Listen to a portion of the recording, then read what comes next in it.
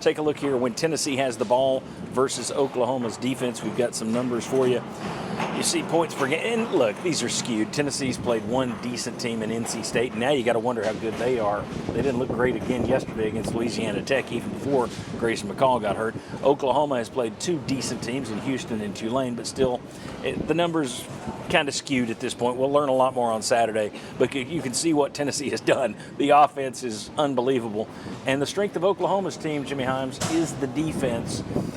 Brent Venables, long time considered a master on the defensive side of the ball. He was kind of a John Chavis type for years who never took the head coaching job, finally jumped into it. Their offense hasn't been as good this year at Oklahoma, so it's about their defense. They're taking on a Tennessee offense that appears to be more varied than any Tennessee offense that Heupel has had in the past. I think it is, and you've got a quarterback who fits the system just as Hendon Hooker did. You've got a tight end room that I think is very versatile. You got tight ends that are really good blockers. 2 years ago they had a very good versatile tight end in Princeton Fant, but I didn't think they had the depth that this group has. At receiver, I think they're very solid there. Dylan Sampson has proven himself to be an outstanding running back. Can Deshaun Bishop be an SEC caliber back?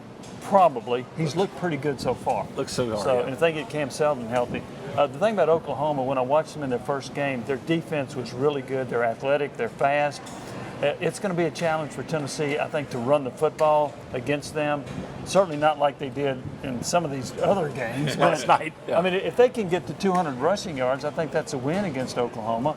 But the thing I love about Tennessee's offense and the versatility you're talking about, if you load the box, they can throw it. If you spread the field, they can run it. They seem to have an answer for whatever you want to do, and they've got the personnel to take advantage of that as well. Well, and you've had games where the tight ends have been used as blockers. You've had games where the tight ends have been used as receivers. Against NC State, the way they were coming at them defensively, they hit them with a shovel pass 3 times in that game. They seem to have more options to bring your way. Will, in terms of this Oklahoma defense, they've already racked up 11 sacks. Tennessee's offensive line may be one area where, look, I'm not going to give you a ton of credit for Kent State and Chattanooga. I'm sorry.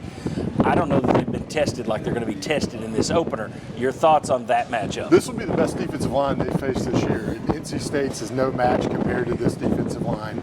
I mean, they had a guy yesterday, Mason Thompson, had 3 sacks in the game and pass breakup. So, I mean, they've got athletes up front, and they run games. They run stunts. So it's not just cannot beat the one-on-one guy, but after that happens for a little bit, they're going to start shifting those tackles and ends, and that's when the offensive line has to communicate and play together and understand that. So I think this is going to be the largest challenge. As we talked about at the beginning of this year, the 2 question marks were still going to be offensive line and your DBs. This is the game where you actually say, what have we gotten better? Where are those 2 groups at? You're going to find out in this type of game.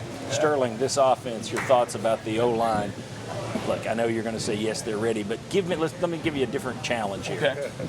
What's your concern about the O-line? If I said, put a gun to your head, a finger gun to your head, what's your concern about the offensive line specifically at this point? It would be the noise. It would be the noise and the continuity of having the snap go in unison to keep that rhythm going with the offense. Probably not using the cadence much. Normally, although they have less fans, they have as much noise as we have in Neyland, so they're going to be aiming that noise toward us. When we create that noise factor in Neyland, we always say, quiet, please, offense at work. So that's going to be some of the concerns I have with the O-line, being cohesive with the quarterback's call, the no snap and all that, the no cadence snap and everything else. But what I like about the piggyback on some of the things Jimmy said is I like our personnel, man. I think they're going to be out there trying to be mano with us. That's going to give us an opportunity to show how good our personnel is. I think we've got some matchups that we can take advantage of, provided we have the time, the O-line, and the cohesiveness of the offense does not break down on the road. Go ahead, Will. The 2 tight ends is going to help you in a game like this if you find your offensive line is not winning the matchups. That is definitely an advantage because when the 2 tight ends come out, the defense has to respond as if it's going to be a run play. They have to have run personnel out there, and they have to be heavy.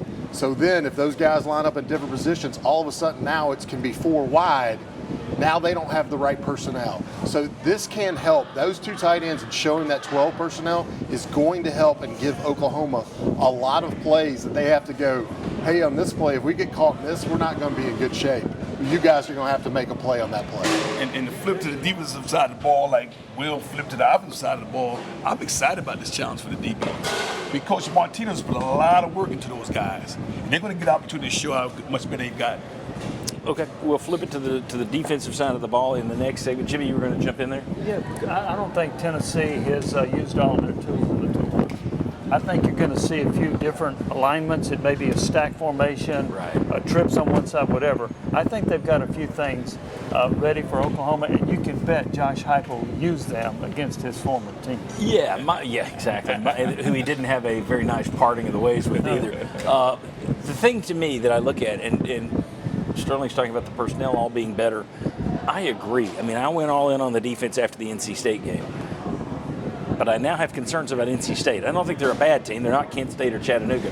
But this Tennessee team, to me, I still feel it's incomplete until I see them go against this Oklahoma team. And my fear is, you're right, I think Tennessee's probably got as good of athletes or better. I think Georgia has 10 times the athletes as Kentucky. And they were in a, no pun intended, dogfight last night.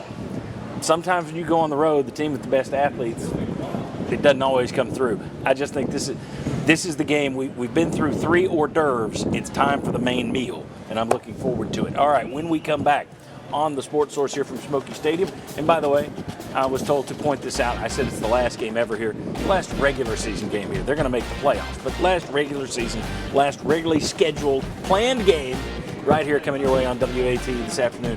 When we come back, let's talk about when Oklahoma has the ball, how's Tennessee going to stop Jackson Arnold? Come on back.